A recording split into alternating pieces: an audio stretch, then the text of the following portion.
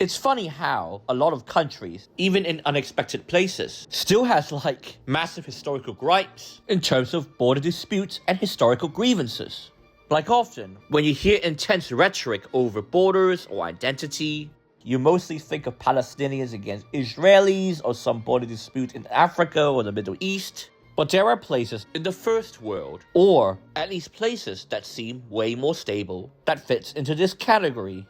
Ireland is the first example that I can think of, and most specifically, the issue over Northern Ireland during the Troubles and its aftermath. Like whatever you think of who is in the right or who is in the wrong, you cannot argue that a lot of the victimhood narratives, or having a principled stance against the aggressors and colonizers, would not feel out of place in some African nation, especially about who owns which land or who owns which plot, and historical grievances about forced removals by the occupying or imperialist power. A second example is the Falkland Islands dispute, and there, Argentina has been all like, oh, why is Britain still colonizing the Falklands? It's called the Islas Malvinas. However, opinion polls in the Falklands, and even a 2013 referendum, shows that the islanders almost unanimously want to remain British. But no, Argentina still has to talk about the wheels of history and this and that, and Britain's being in no place to resist anymore. Oh, Trump is now backing Argentina, so Britain cannot say anything, and whatnot.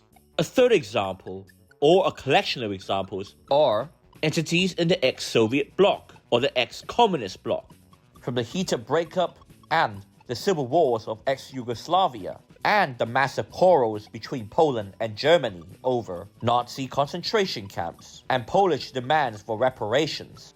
I mean, Europe is now way more stable than it was even 30 years ago, let alone during the entire 20th century, which is why for someone in Gen Alpha or Gen Z, this might feel really unusual to hear about those historical tensions in developed Europe. Like if you were to strip the names and ethnicities of those nations, you would think that it was occurring in some global backwater, like between the tribes of Rwanda or some South African cries over historical injustices and the calls for reparations from African nations angry about the West Row over the historical slave trade. However, all my examples shows that no matter where you are in the world, from the most modern parts to small islands on the corners of the globe, none of this erases historical tensions, grievances, or where the borders on a map should be.